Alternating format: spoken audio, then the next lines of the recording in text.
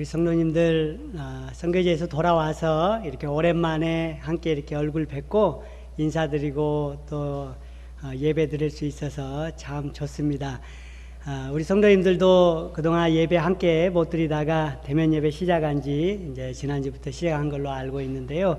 오랜만에 뵈서 많이들 반가우실 텐데 우리 옆 사람 한번 바라보시면서 함께 얼굴 보고 예배 드리니까 좋습니다 하고 인사 한번 나누시겠습니다.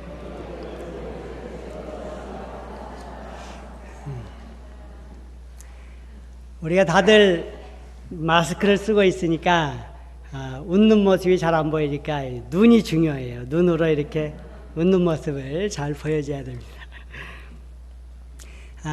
먼저 이렇게 또 두 번째 텀 선교사역 잘 마치고 한국으로 이렇게 또 돌아오게 하신 우리 하나님께 감사드리고 지금 이렇게 수원에서 생활하고 있는데 수원에서 또 잘 휴식 취하면서 다음을 준비할 수 있도록 우리 또 교회와 우리 모든 성도님들이 많이 또 기도해 주시고 또 배려해 주셔서 이 시간을 빌어서 감사의 인사를 드립니다.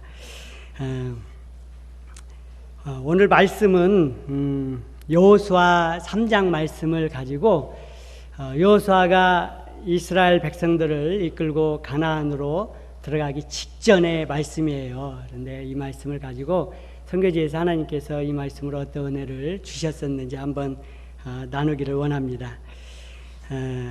말씀의 시작 부분에 보면 7절 8절에 보면 하나님께서 여호수아에게 불러서 이렇게 이제 말씀합니다. 7절에 내가 오늘부터 시작하여 너를 온 이스라엘의 목전에서 크게 하여 내가 모세와 함께 있었던 것 같이 너와 함께 있는 것을 그들이 알게 하리라. 아마도 그 모세의 들을 이은 지도자가 된 이 여호수아를 하나님께서 계속해서 격려해 주시고 용기를 주시는 말씀들이 1장부터 나오죠. 두려워하지 말아라, 담대하라, 담대히 건너가서 그 땅을 취하라 이렇게 말씀하시는데 오늘도 특별히 오늘 새로운 일을 행하실 것이다 라는 하나님께서 말씀을 주시고 계시죠. 그리고 8절에 이렇게 말씀합니다. 너는 언약궤를 맨 제사장들에게 명령하여 이르기를 너희가 요단 물가에 이르거든 요단에 들어서라 하라. 요단에 들어서라 이렇게 이제 말하라는 거예요. 그래서 오늘 말씀의 제목을 이 구절에서 이렇게 가져왔습니다. 요단에 들어서라. 하나님께서 출애굽한 백성들 그리고 모세 시대를 통해서 광야에서 많은 경험한 이스라엘 백성들이 이제 아브라함과 이삭과 야곱의 시대부터 약속하셨던 그 약속의 땅으로 이제 들어가기 직전에 제사장들을 통해서 언약궤를 들어라 이렇게 말씀하시고 이제 준비가 되면 요단으로 들어서라 이렇게 말씀을 하시는 이 장면 속에서 저는 하나님께서 오늘날 이 시대에 우리가 어려운 시대를 살아가는 이 시대에 우리에게 어떤 말씀을 주시기를 원하는가 이런 생각을 해보았는데요. 그 시대에 이 15절에 보면은 이 요단강은 물이 많은 시기라고 이렇게 설명을 하고 있습니다. 그래서 보통 사람에게 요단강가로 들어가라 이렇게 하는 것은 그건 그냥 이치에 맞지는 않지요. 그런데 하나님께서 특별히 준비를 하고 들어가라 이렇게 말씀을 하시는 거예요. 들어간 뒤에 어떤 일이 일어났죠? 강물이 위편에서부터 막아서서 다 멈추고 아래편으로는 사해바다로 다 흘러들어가고 이제 언약궤를 든 제사장들이 강 가운데까지 나아가고 그리고 모든 백성들이 그 길을 통과하는 그런 놀라운 일을 경험하게 되지요. 이 일이 이스라엘 백성들에게 얼마나 특별했는지 하나님께서는 각 지파에서 한 명씩을 선택해서 그 강 가운데서 돌을 하나씩 다 준비하게 하고 그것을 세워서 기념해서 그걸 세워놓고 후대에 너희 자손들이 이 돌의 의미가 무엇입니까? 묻거든 하나님께서 이런 일을 행하셨다라고 설명하라고 할 만큼 이 요단강을 건너는 일은 당시에 특별한 일이었습니다. 제가 선교지에서 사역을 하면서 이제 첫 번째 텀에는 인고래 지역을 중심으로 발란타 마느라는 부족을 섬겼는데, 그때는 우리 팀에서 이미 진행되고 있던 사역에 이제 함께 동참하면서 첫 번째 안식년 때 보고했던 것처럼 여러 가지 사역을 감당하고, 두 번째는 우리 팀에서 오래전에 선교사들이 사역을 하다 다 떠나면서 중단된 바파타 지역을 중심으로 하는 만딩카 부족 사역에 저희가 두 번째 텀에는 이제 들어가게 되었습니다. 그래서 꼰토보엘이라고 하는 작은 마을에서 저희가 살면서 그것을 중심으로 여러 마을들을 방문하고, 특별히 이제 만딩카와 플라 마을들, 무슬림 마을들이죠. 방문하면서 계속 관계를 맺어가고 그곳에서 하나님이 일하실 기회를 찾는 이런 일들을 하고 있었습니다. 근데 이제 하루는 저희 마음속에 저 북쪽으로 돌아서 새롭게 아직 안 가본 지역을 이렇게 한번 정탐을 해봐야 되겠다 하는 마음이 들었어요. 그래서 북쪽으로 30km 정도를 올라갔다가 서쪽으로 한 20km 정도를 가면은 저희 또 동료 선교사님 삭개오라고 하는 선교사님이 일하시는 지역이 있는데, 거기까지 가는 걸 목표로 잡고 북쪽으로 이렇게 돌았습니다. 한 30km를 올라가는데 한 약 2시간 정도가 걸려요. 그래서 이제 한 2시간 정도 차를 타고 올라갔다 서쪽으로 틀어서 세네갈 국경을 따라서 이렇게 가는 거예요. 아무래도 이제 기니비사우 위치가 잘 생각이 안 되니까 그냥 한번 상상을 해보시는 거예요. 서쪽으로 막 가는데 그때는 건기철이었어요. 그래서 차를 굴리기가 괜찮죠. 가다 보니까는 이제 작은 냇가가 나왔는데, 나무로 다리를 만들어서 이렇게 걸쳐놓은 거기를 차를 건널 수 있을까 못 건널까를 고민하다가 함께 가고 있는 청년들이 앞에 가서 나무의 상태를 살펴보고 그 밑에 냇가의 상태를 살펴보고 건널 수 있겠다 싶어서 거기를 건너서 어느 한 마을에 도착했습니다. 근데 그 마을에 도착했는데 여기 사는 사람들은 발란타였는데요. 발란타는 무슬림은 아니고 애니미스트 백그라운드 신앙을 가진 부족이에요. 근데 거기에 한 아저씨가, 프루노라고 하는 아저씨가 집을 짓고 살고 있는데, 보통 아프리카는 한 가족이 대가족입니다. 식구들이 많아요. 아이들이 많이 있는데 이 아저씨가 우리 삭개오 선교사님이 사는 파림이라는 곳까지 나갔다가 예수님을 전해 듣게 되고 돌아와서 가정교회를 하고 있었어요. 그냥 주일이면 아이들 모아놓고 배운 찬양을 몇 곡 같이 부르고 크레올 성경을 가지고 성경 구절을 몇 절 읽고 하는 이런 방식으로 예배를 드리고 있었어요. 거기서 잠깐 멈추어서 이야기를 하고 교제를 하다가 우리 이영미 선교사가 거기에 있는 아이들이 너무 눈에 마음에 딱한 마음이 들고 귀한 마음이 들어서 돌아오면서 그랬어요. 우리가 나중에 꼭 이 마을을 다시 한번 와야 되겠다. 저희는 플라와 만딩카 마을 중심으로 돌아다니기 때문에 사실은 발란타 마을에는 잘 가지 않습니다. 그런데 그 아이들을 보면서 우리가 다시 한번 꼭 시간을 내어서 이 마을에 와야 되겠다, 이렇게 이야기를 했어요. 그래서 그냥 그래, 다음에 한번 기회를 만들어 보자 하고는 우리 삭개오 선교사님이 있는 곳까지 가서 그 지형을 쭉 살피고 돌아왔습니다. 시간이 좀 흐르면서 계속 마음속에 무엇이 남아 있었냐면, 그 마을을 다시 한번 가야 되는데, 다시 한번 가서 그 아이들에게 성경 학교를 열어서 정말 말씀 잔치를 한번 해야 되는데, 이런 생각이 계속 머릿속을 떠나지 않았어요. 그러던 중에 이제 여름에 방학이 되었고, 여름이라고 하면 거기에서는 이제 우기철을 말하는 거예요. 사실은 1년 내내 여름인데 반절은 비가 안 오는 여름, 반절은 이제 비가 오는 여름이에요. 그런데 비가 오는 그 우기철에는 학교들이 방학을 해요. 그래서 우리 청년들을 모아놓고 꼰토보엘에 있는 꼰토보엘 교회에 우리 청년들을 모아놓고 우리가 거기를 한번 가서 성경 학교를 열어야 되겠다 하고 준비를 하기 시작했어요.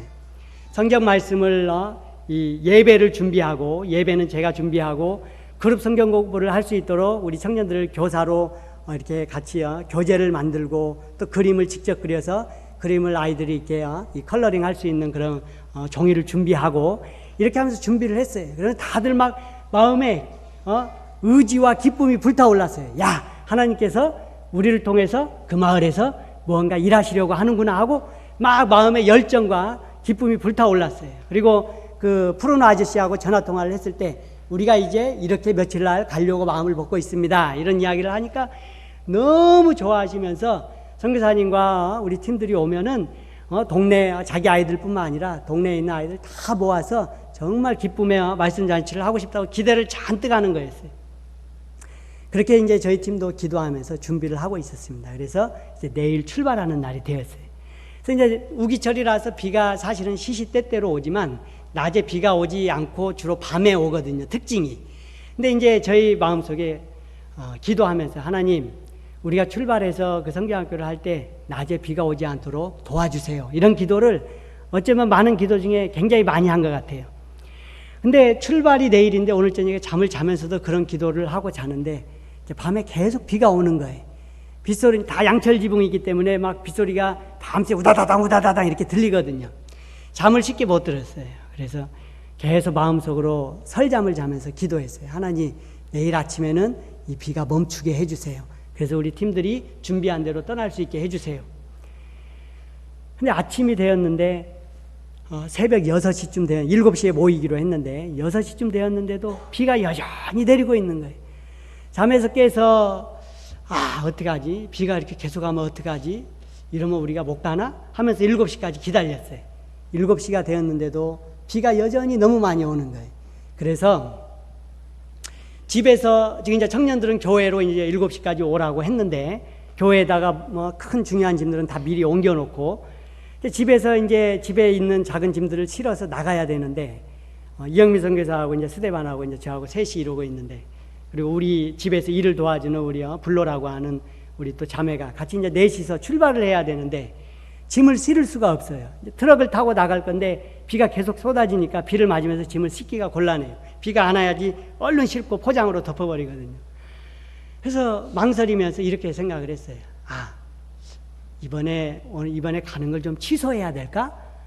아무래도 이런 상태로 가는 것은 좀 너무 무리하는 거 아닌가? 그리고 길도 위험할 텐데 이런 생각을 하게 됐어요. 그러다가 하나님께서 마음속에 오늘 함께 낭독한 이 말씀을 떠오르게 하시는 거예요. 요단 강가에 서 있는 이스라엘 백성들에게 하나님께서 이제 준비가 되면 들어서라. 그 물 안으로 들어서라. 저는 이렇게 생각했어요. 우리 전능의 하나님께서 이스라엘 백성들을 인도하실 때 미리 앞서 가시는 우리 하나님께서 그 요단 강물을 쫙 열으시고 자, 내가 너의 하나님이다. 보았느냐? 이 강물도 멈추게 하고 마르게 하였다. 이제 건너가거라. 이렇게 하시지 않고 준비를 시키시고 자, 준비가 되었으면 들어가거라. 할 때 그 강물이 이렇게 불어있는 그곳에 그 말씀에 순종해서 그 명령을 따라서 제사장들이 먼저 그 발에 들어설 때에 강물이 그때부터 멈추어지고 밑쪽으로는 물이 다 흘러내려서 마른 땅이 드러나고 건넜다는 그 말씀을 떠오르게 하시면서 하나님께서 우선 네가 들어가라. 들어가면 그 다음에 하나님이 행하시는 일을 볼 수 있을 것이다. 라는 이런 마음을 주셨어요. 그래서 아니다 이러고 망설이고 있을 게 아니야. 이러고 집에서 비 멈추기만 기다리고 앉아 있는다고 해서 무엇이 되겠느냐. 우선 일어나 나가자.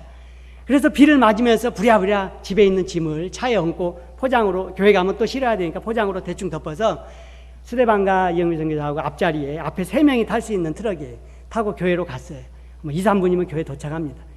근데 청년들이 아무도 오지 않은 거예요. 아니 이놈들이 이거 내가 늦는다고 이놈들도 늦나? 아마 다 똑같은 마음이었어요. 비가 너무 쏟아지니까 집에서 나오지를 못하고 있는 거예요. 그래서 막 전화를 했어요. 지금 나 교회 왔다. 얼른 모이자. 빨리 준비해서 가야지. 그러니까 제가 와 있는 걸 알고는 이제 막 한 명 한 명 막 빗사이를 띄어서 교회로 도착을 했어요. 그리고 또 가기로 한 아이는 왜 이유가 어찌 됐는지 오지 않고 사람도 보냈는데도 안 가겠대요. 그래서 이런 나름대로 이 기대에 부풀어 있었고 계획했던 것이 약간은 틀어졌지만 모였어요. 그리고 우리가 교회에서 또 기도했어요. 하나님, 우리가 출발을 해야 되는데 지금 너무 어렵다고, 이 비가 멈추었으면 좋겠다고, 하나님 도와주세요. 그리고는 저는 또 생각했어요. 하나님, 아무래도 지금 가는 게 좀 너무 어려워 보입니다. 다음으로 연기할까요? 낮에 건기철에 날 잡아서 한번 갈까요? 지금 뒤에 이 청년들 다 실으면 비를 쫄딱 맞으면서 가야 되는데 너무 위험하지 않을까요? 건강에 또 문제가 있지 않을까요? 혼자서 생각하면서 저는 제가 멈추어도 가지 않아도 나름대로 하나님께 변명할 수 있는 거리가 있다고 생각을 했어요. 근데 그때 하나님이 다시 한번 이 말씀을 마음속에 계속해서 강하게 떠오르게 하시면서 준비가 되었거든 들어가라. 걱정하지 말고 들어가라. 그때 제 마음속에 그래, 이 물가에 서서 주저주저 하고 있다면 하나님이 어떻게 행하실지에 대해서 내가 볼 수가 없을 거야. 우선은 기도하고 시작한 일이니 시작하자. 그러면 하나님께서 어떻게 행하실지 보여주시겠지. 이 마음이 들어서 다시 청년들과 짐을 다 실어. 쌀 사놓은 것도 자루로 싣고 솥단지도 싣고 숯 사놓은 것도 싣고 가방들 우리가 3박 4일로 잠을 자야 되니까 가방도 싣고 텐트도 싣고 막 포장을 부랴부랴 덮고 청년들한테 이야기했어요. 너희들 몇 시간 동안 비를 맞고 가야 된다.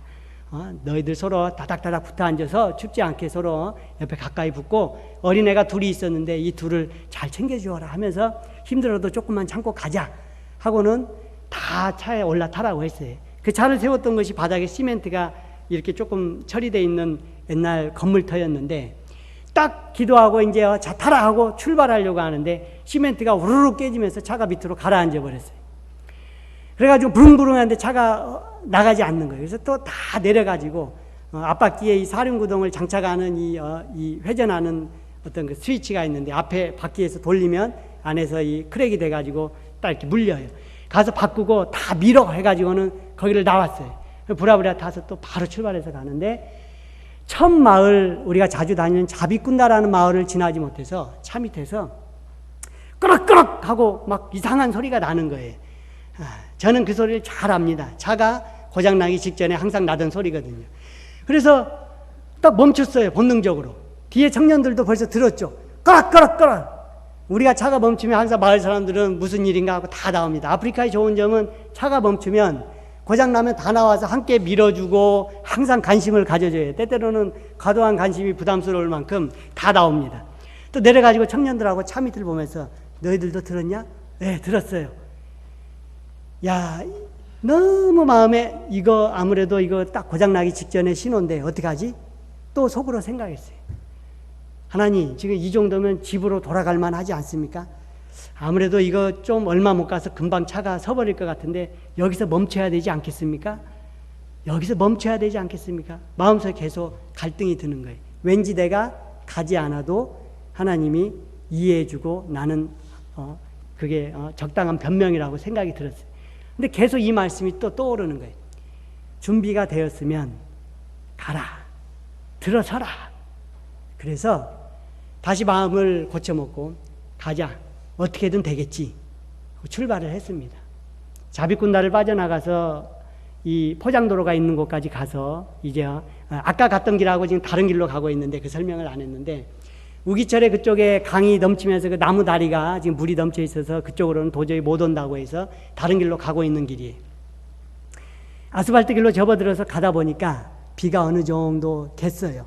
해도 살짝 나오고 그래서 다행이다 이러면서 가고 있었어요. 다시 이제 그 마을로 가기 전에 비포장으로 접어들면서 갑자기 또 마음이 힘들어졌어요. 앞에 펼쳐진 그 길이 너무 이 진흙밭이 되어버렸어요. 우리가 마치 논에 차를 끌고 가는 기분이 든다고 생각하면 되는 거예요. 물이 쫙 아주 그 물 홍수처럼 나 있고 길 위가 풀만 조금씩 보이고 여기 아무래도 끌고 들어갔다가는 차가 저게 빠져버릴 게 분명할 것 같은데 거길 못 들어가고 서서 또 마음속으로 고민을 했어요. 하나 여기 들어가서 빠지면 이제는 우리는 앞으로 가도 못하고 뒤로 가도 못하는 신세가 될 텐데 제가 계속 가야 할까요? 여기에서라도 돌아서야 되지 않을까요? 똑같은 생각을 반복하면서 하나님이 들어서라. 내가 하는 일을 볼 것이다. 들어서라. 그래서 청년들에게 가자. 우리가 어떻게 될지 모르겠지만 우리가 오는 걸 기다리고 있는 아이들을 생각해서 가자. 청년들이 내려서 앞으로 달리면서 거기를 발로 다 그 물구덩이들을 밟아가면서 어디가 이 진흙이 가득 있고 어디가 밑에 돌이 있는지를 막 살피는 거예요. 막 뛰어가는 거예요. 이영민 선교사 하는 청년들이 앞에서 달려가면서 막 차를 위해서 달려가는 거예요. 사람이 길을 확인하기 위해 달려가는 청년들을 보면서 하나님께 너무 마음이 짠하고 감동이 되어서 우리가 이 청년들이 함께하지 않는다면 우리끼리 무슨 일을 하려고 한다면 어떻게 이 일을 할 수 있겠는가. 하나님이 함께하는 일꾼들을 보내주셔서 감사하다. 그 자리에서 이렇게 고백을 했어요. 그리고 청년들이 달려가면서 길을 막 확인할 때 저쪽에서 저만치 달려가서 손짓을 하면 우리 차를 뒤에서부터 막 가속을 붙여서 달립니다. 왜냐하면 한번 빠져버리면 멈추면 끝이에요. 미끌미끌하면서 달려가다가 그 웅덩이를 이제 몇 개 지나면 좀 마른 땅이 나오면 거기 서면 또 청년들이 달려가면서 계속 차가 갈 때도 청년들은 달려요. 완전히 마른 땅이 나오면 또 올라탔다가 또 이 물구덩이들이 나오면 또 내려서 달리면서 나무가 하나 이렇게 쓰러져 있어서 앞으로 못 가는 자리가 왔을 때는 또 옆으로 풀밭으로 막 가면서 어느 풀밭이 지날 수 있는지를 확인하면서 차를 또 길이 없지만 그 풀밭으로 뚫고 지나가게 하면서 겨우겨우 그렇게 그 마을에 도착을 했어요. 사실 중간중간에 계속 마음속에 갈등이 있었어요. 고민이 있었고 이래도 되나? 근데 마을에 도착해서 그 가정뿐만 아니라 주변에 있는 집들의 아이들이 많이 왔어요. 우리가 온다는 소식을 듣고 많이 모여서 그 다음날 아침부터 예배 드리고 말씀 공부하고 찬양 배우고 아직 예수님을 믿지 않는 그 아이들 많이 그날 예수님을 들었고요. 그 부모들도 같이 와서 외국인이 오면 구경을 보통 나옵니다. 나와가지고 함께 자기 아이들 참여하는 거 옆에서 보면서 참여하고 함께 밥 끓여가지고는 그 자리에서 식사하면서 아주 기쁨의 잔치를 했습니다. 그런데 감사한 것은 도착한 이후로 저희가 돌아올 때까지 돌아오는 날 비가 왔죠. 프로그램이 다 마칠 때까지 비가 하나도 오지 않았습니다. 할렐루야. 이렇게 하나님께서 그때 마음속에서 무언가 망설여지고 주저하고 기도하고 시작한 일인데 어찌해야 될지 모를 때 이 말씀을 주시면서 하나님께서 나아가는 그런 말씀을 해주셨죠. 그리고 이 말씀을 다시 한번 열심히 묵상을 했습니다. 하나님께서 이스라엘 백성들을 가나안으로 이끄시기 전에 꼭 말씀을 하시는데 여호와의 언약궤를 온 세상의 주의 왕의 언약궤를 제사장들로 하여금 들게 하고 그게 앞서가게 합니다. 그 전에 이미 광야를 행진할 때도 항상 이 이스라엘 백성이 행진하려면 그 언약궤가 준비된 뒤에 행진을 했지요. 요단강을 건넌 뒤에 여리고 성을 점령할 때도 하나님은 이상한 정말 특별한 방법을 사용하시는데 그 방법 속에서도 그 중심에는 언약궤가 있었어요. 언약궤를 준비해서 앞에는 나팔 부는 백성들이 서고 뒤에는 언약궤가 따르고 앞뒤로 무장한 군사들이 서고 그렇게 여리고 성을 돌았죠.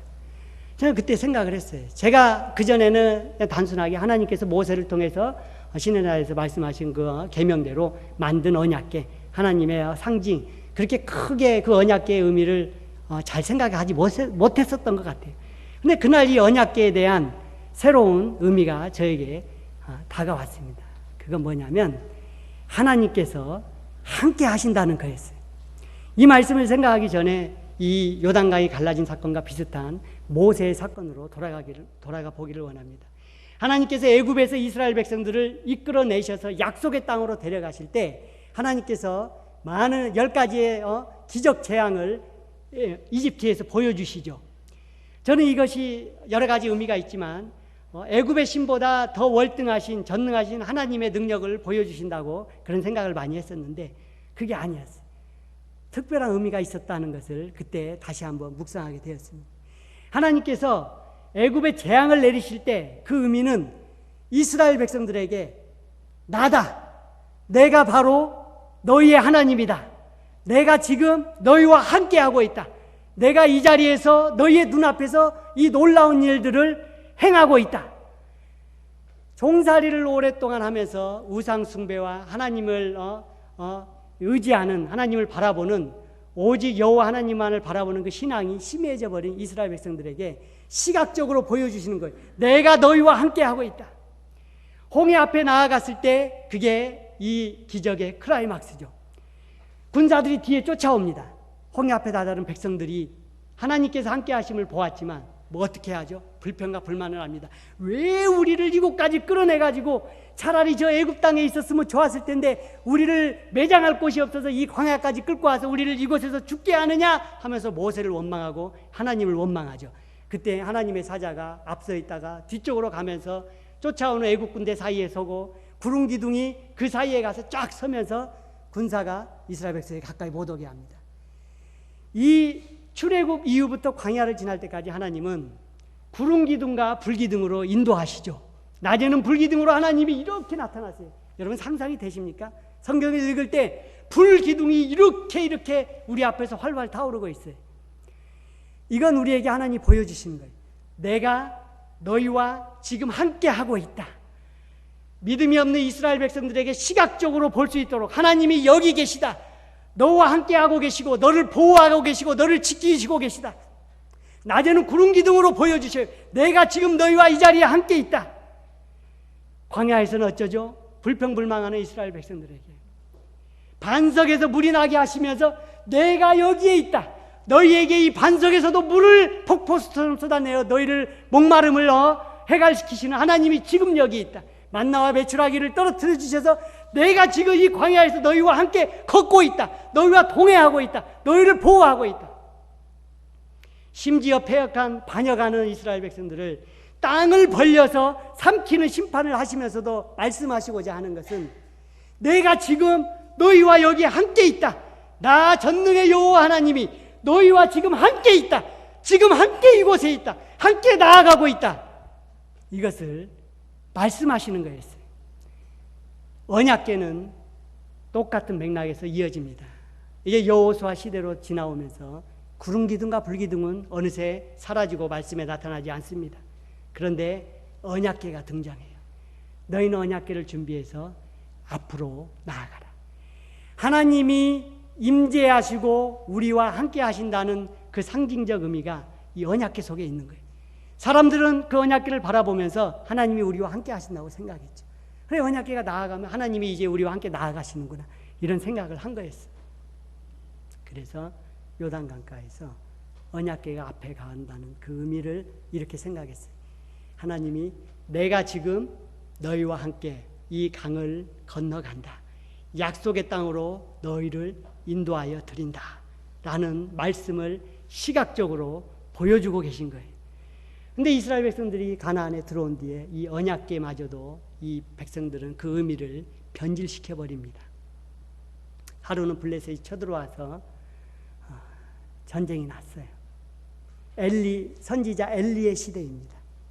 백성들이 하나님의 뜻을 구하지 않고 나가서 전쟁을 하다가 패합니다. 그러니까 이 사람들이 하는 말이, 이 백성의 장로들이 뭐라 하면, 얼른 가서 실로에 가서 언약궤를 가져와라. 언약궤를 가져오면 우리가 이길 수 있어. 하나님이 우리와 함께 하시면 이긴다는 생각이 이제 이 언약궤가 하나의 우상이 되어버렸어요. 언약궤만 들고 오면 우리가 이길 수 있어. 백성들이 언약궤를 들고 오는데 언약궤가 진중으로 들어올 때 막 다들 환호를 해요. 와, 이제 우리가 블레셋을 이겼다. 그런데 어떻게 되죠? 블레셋에게 전쟁에서 패할 뿐만 아니라 그 언약궤마저 빼앗겨 버립니다. 시대가 지나면서 이제 요시야 이후로 이 언약궤도 더 이상 성경에서 등장하지 않습니다. 어느 곳으로 이 바벨론이 침략해서 성전을 무너뜨릴 때 훔쳐갔는지, 이집트에서 침략했을 때 훔쳐갔는지 알 수는 없지만 어느새 성경에서 사라져버리고 많은 사람들이 어떻게 되었을까라고 추론만 합니다. 언약궤가 사라져버리고, 또 한때는 성전을 세운 이후로는 이스라엘 백성들은 이 성전이 하나님이다. 이 성전 안에 하나님이 계시다. 하나님이 우리와 함께 계신다는 의미는 이 성전이다라는 생각들을 하게 되지요. 솔로몬이 성전을 건축할 때는 그런 의미로 짓지 않았어요. 솔로몬은 기도하면서 고백했어요. 이 성전을 짓지만 하나님은 이 성전에 갇혀 계신 분이 아니고 만열방 가운데서도 우리의 기도를 들으시고 응답하시는 하나님이심을 기도하면서 솔로몬은 이야기하죠. 그런데 백성들은 어느새 변질해버려요. 그래서 결국은 이 성전은 강도의 구렬이 되어버렸다고 예수님께서 말씀하시죠. 이렇게 하나님은 내가 너희와 함께 한다는 그 말씀을 끊임없이 이러한 방법으로 함께 하셨는데, 말씀하셨는데 백성들은 변질시켜버립니다. 그때 이제 말라기 이후로 약 400년간 하나님은 더 이상 선지자도 아니 보내시고 말씀을 하지 않으세요. 내가 너희와 함께 있는다 말씀을 하지 않으세요. 그러다가 예수님께서 이 땅에 오십니다. 예수님이 오실 때 천사가 마태복음 1장에서 말씀하기를 그 이름을 임마누엘이라 하리라. 그 이름을 임마누엘이라 하리라. 하나님이 우리와 함께 하신다. 이제 눈에 보이는 하나님만을 바라보았던 이스라엘 어리석은 백성들을 이제 위에서 하나님 독생자이신 예수 그리스도께서 직접 오셔서 내가 왔다. 내가 온 의미는 하나님이 너희와 함께 하신다. 하나님이 우리와 함께 하신다. 그래서 이제는 우리는 그 예수 그리스도를 우리 마음에 믿음으로 고백하는 거예요. 예수 그리스도를 믿음으로 고백한다는 것은 하나님이 나와 함께 하신다. 이 죄인과 함께 하신다. 나를 구원하시고 나를 지키시고 나를 보호하시고 하나님이 함께 하신다. 이 의미가 이제 구름기둥과 불기둥에서 언약궤로 성전으로 이제 모든 구약 시대를 끝나고 예수님으로부터 우리에게 온 것입니다. 예수님께서 부활 승천하시면서 우리에게 약속하시죠. 성령을 보내주시겠다고. 성령께서 우리 안에 오셔서 하나님께서 우리와 함께 계심을 영으로 말씀하여 주시고 느끼게 해주시고 이제 내가 너희와 함께 한다는 걸 증거해 주시는 것입니다. 할렐루야. 성도 여러분, 오늘날 우리가 신앙생활을 하면서 많은 이야기를 합니다. 너무 어려운 시대가 되었다. 함께 예배드리기가 어려운 시대가 되었고, 수원에 있으면서 아는 여러 교회 목사님들과 교제를 하면서 듣게 되는 얘기인데, 이 개척교회들이 너무 많이 지금 문을 닫고 있다는 거예요. 대면 예배로 드리지 못하고 가정예배, 영상예배로 들으면서 그동안 신앙생활에 소홀했던 사람들이 그 기회를 틈타서 시험에 들어서 신앙생활을 계속하는 것을, 말씀을 따라 사는 것을 중단해버리는 거예요. 그 작은 교회들은 또 재정적인 어려움에 봉착해가지고 그 개척교회 목사가 더 이상 목회를 지속하지 못하고 멈추어버리는 일들이 일어나는 거예요. 가까운 목사님 한 분은 이렇게 한탄을 하는 거예요. 어디 가면은 이제 내가 어디 교회 목사입니다 라고 하는 것이 창피해서 말을 못하는 그런 마음이 들 때가 있다라고 이야기를 하는 거예요. 무슨 이야기입니까? 시대가 많이 변했어요. 우리가 원했든 원하지 않았든 코로나가 오면서 시대가 많이 변했습니다. 이 시대에 하나님께서 우리에게 어떤 말씀을 하시기를 원하느냐? 시대가 어찌 되었든 우리 앞에 어떤 어려움이 와 있든 너희는 나아가라. 하나님이 너희와 지금 함께 하시니 앞을 바라보고 나아가라. 이 말씀을 하고 있는 것입니다. 터키에서 2007년도에 이 틸만이라는 선교사가 칼에 156번에 6번을 찔리고 목이 잘려서 순교를 합니다. 제가 속해 있는 우리 외국제선교회 소속의 선교사님이세요. 또 같이 일하던 현지인 목사가 99번에 칼을 찔려서 목이 잘립니다.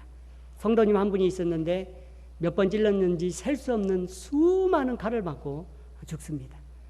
이때 두려움에 떨고 있던 터키 교회 교인들이 어떤 행동을 했는지 아십니까? 길거리로 뛰어나와서 나도 그리스도인이다. 나도 죽여라. 나도 예수 믿는 사람이다. 나도 죽여라. 선교사가, 현지인 목사가, 성도가 비참하게 죽었을 때 성도들은 두려워하고 뒤로 물러서지 않고 나도 예수 믿는 사람이다. 나도 그리스도인이다. 너희들이 나를 죽일 수 있으면 한번 나도 죽여봐라. 이렇게 고백하며 길로 나왔던 일이 있었습니다. 이 어려운 시대에 많은 교회들이 선교에 있어서도 많은 변화가 있습니다. 선교사들이 본국으로 들어왔다가 선교지로 돌아가지 못하는 일이 속출하고 있습니다. 마음은 저곳에 있는데 가지 못해서 애를 태우고 있습니다. 어떤 교회들은 교회에 어려움이 생기니까 이제 선교사의 후원을 조금 줄이거나 중단하거나 파송했던 선교사를 다시 불러들이는 일도 곳곳에서 일어나고 있습니다. 여러분, 선교는 끝이 납니다. 우리가 미전도 종족 많이 이야기했지요. 지금은 이제 미전도 종족은 없습니다. 전 세계 어느 한 나라도 교회가 없는 나라는 없습니다. 심지어 북한에서조차도 눈에 보여진 교회 말고 그 지하교회 성도들이 끊임없이 눈물을 흘리며 기도하고 있습니다. 저 아랍의 무슬림 국가에서도 교회가 다 있습니다. 미전도 종족요. 모든 종족들 속에 이제는 복음이 전해져서 선교사들이 들어갔고 그 중에 회심자들이 있고 자기 종족을 향해서 일하는 사람들이 있습니다. 그래서 지금은 이제 미전도 종족이라고 하지 않고 최소 전도 종족이라고 이렇게 표현을 합니다. 아직도 그 복음 전도가 미미해서 힘을 모아서 힘써야 될 부족을 의미하는 거죠. 아직 그 속에 예수 믿는 사람이 몇 명은 생겨났지만 문서를 통해서, 방송을 통해서, 예수 영화를 통해서, 오고 가는 전도자를 통해서 많이 접했지만 아직 믿는 자가 너무 적어서 많은 힘이 필요한 그런 부족들, 저희가 최소 전도 종족이라고 이렇게 표현합니다. 우리 교회가, 이 시대의 교회가 신앙생활뿐만 아니라 이 선교를 향해서도 우리의 마땅히 나아갈 바를 열심히 감당해야 하는 것입니다. 성도 여러분, 계속해서 기도하면서 마음속에 드는 마음이 있습니다. 깨어 있어라. 때가 악하니라. 깨어 있어라. 때가 악하니라. 우리가 함께 모여서 예배하고 함께 서로 격려하고 함께 힘을 모아서 나아가도 힘이 든 일이 많이 있을 텐데, 집에서 영상으로 예배드리고 또 가정 예배로 많이 드리다 보면서 그래도 열심히 또 믿음으로 전진하는 분들이 있는 반면에 믿음이 약해지고 하나님 말씀 공부하는 그 사모함이 덜해지고 기도하는 열정이 식어져서 어느새 하나님을 바라보고 하나님이 나와 함께 하신다는 그 믿음의 고백이 희미해져 가는 사람들이 많이 늘어나고 있는 시대입니다. 우리 동인교회 성도님들은 지금 이 시대에도 함께 열심히 기도하고 각각의 거한 곳에서 최선을 다해 우리 주님의 은혜를 구하며 나아가고 있는 줄 믿습니다. 이러한 때에 때가 악하니라. 지혜로워져야 된다. 함께 힘을 모으고 함께 격려하고 함께 손을 붙잡고 나아가야 된다는 그런 마음을 주십니다. 우리 교회가 마땅히 해야 할 일, 교회 안에서는 함께 기도하고 말씀을 공부하고 서로 돕고 격려하면서 밖으로는 이웃들을 섬기고 선을 행하면서 비록 바깥의 이 눈빛이 예전 같지 않지만 여전히 빛과 소금의 삶을 보여주기 위해서 모범을 보이고 애쓰는 우리의 모습이 있어야 된다는 것입니다. 이러한 때에 주춤할 수 있습니다. 지금은 가만히 있어야 돼. 지금은 조용히 있어야 돼. 요단강가에 서서 머뭇거리는 사람과 같은 것입니다. 구약의 시대에 하나님께서 이스라엘 백성들을 인도에서 가나안으로 약속의 땅으로 들이시는 것은 이제 하나님께서 이스라엘 백성들을 그 천국으로 인도하는 것과 대비해서 생각할 수 있습니다. 베드로전서에서 우리에게 말씀합니다. 우리는 다 이 땅을 살아가는 나그네라고 말씀하고 있습니다. 성도 여러분, 우리는 이 땅에 계속 살 사람들이 아니에요. 이제 주님이 다시 오시면, 주님께서 우리를 부르시면, 주님께서 우리를 영접하실 때가 되면 우리는 주님 손 붙잡고 주님께서 준비하신 영원한 나라에 함께 갈 것입니다. 그곳에 가기 위해서 우리가 지금 서 있는 곳이 오늘 말씀에 바로 요단 강가인 것이, 하나님께서 준비되어 있으면 건너가라, 발을 들여놓으라. 눈앞에는 아직 마른 강이 드러나지 않았고 이걸 어떻게 건너야 돼? 내가 무엇을 해야 돼? 망설여지지만 하나님께서 건너가라 말씀하실 때 그 발을 들여놓을 때 열리는 것처럼 우리가 지금 여전히 망설여지고 두렵고 우리가 할 수 없을 것 같은 일들이 많이 우리 앞에 놓여 있을지라도 하나님 우리와 함께 하신다. 언약궤를 보여주시면서 내가 너희와 이 자리에 함께 하신다. 예수 그리스도와 성령께서 우리 안에 함께 하시면서 내가 이 순간에도 이 예배당 안에서도 우리의 집에서도 우리의 직장에서도 우리가 거하는 곳곳에서 하나님이 우리에게 말씀하시는 것, 끊임없이 말씀하시는 것, 내가 너희와 지금 함께 하고 있다. 너희를 지키고 있고 너희를 인도하고 있고 너희를 보호하고 있고 너희의 구원자다. 건너가라. 들어가라. 우리에게 말씀하고 있는 것입니다. 예전과 많이 방식은 바뀔지 몰라도 주님 말씀 붙잡고 나아가는 우리의 삶은, 그 믿음은, 그 신앙은, 그 결단은, 도전은 변해서는 안 되는 것입니다. 제자들이 예수님과 배 아래 있었습니다. 폭풍우가 몰아쳤어요. 제자들이 막 배에서 안간힘을 쓰다가 두려운 거예요. 배가 뒤집어질까? 근데 그 옆에 예수님이 계셨어요. 예수님은 성경에서는 주무시고 계셨다고 표현을 하고 있죠. 예수님이 옆에 계셔요. 우리와 함께 하시는 주님이 옆에 계시는데 제자들이 두려워서 힘들어하다가 예수님을 막 깨우면서 주님, 우리를 죽게 만들려시는 것입니까? 주님! 예수님께서 일어나셔서 믿음이 없는 자들아, 파도와 바람을 잠잠하게 말씀해 주시죠. 잠잠하라 말씀하십니다. 여러분, 우리는 제자들과 같은 거예요. 예수님이 우리와 함께 하고 계셔요. 우리 할 일은 뭐냐? 노를 젓다가 두려워할 일이 아니고, 노를 젓다가 안 되겠다, 힘들다, 여기서 멈추자, 돌아가자, 살 길을 찾자, 이게 아니에요. 노를 저으면서 주님 함께하고 계시니, 주님 우리 배 안에 함께하고 계시니, 우리는 있는 있고 노를 저어서 주님 말씀하신 저 건너편으로 건너가야 되는 거예요. 힘들어도 주님께, 주님 아유 못하겠어요, 너무 무서워요, 힘들어요, 어떻게 해요, 이제 여기서 멈출래요가 아니고, 주님이 계시니까 계속 저어야 돼요. 힘을 내면서 우리가 죽을 때가 되면 주님께서 우리를 지키시고, 파도와 바람도 잠잠케 하시는 우리 주님이 우리 곁에 계시니, 우리 할 일은 주님 말씀하신 저 건너편으로 노를 저어 건너가는 거예요. 할렐루야. 오늘도 우리 주님께서 한 가지를 분명하게 말씀하십니다. 내가 너희와 함께 있다. 들어가라. 건너가라. 앞으로 나아가라. 멈추지 말아라. 너희의 믿음의 사람으로서 해야 할 일을 계속해서 하거라. 라는 말씀을 이 시대에 우리에게 던져주고 있는 것입니다. 사랑하는 성도 여러분, 우리가 지금까지 해왔듯이 아무리 시대가 변해도 우리는 우리의 일을, 주님의 뜻을 쫓아서 성실하게, 충실하게, 충성된 종처럼, 그래서 주님 다시 오실 때 착하고 충성된 종아 내가 참 잘하였도다 라는 말씀을 우리가 듣기를 소망하면서 나아가기를 주님의 이름으로 간절히 축원합니다.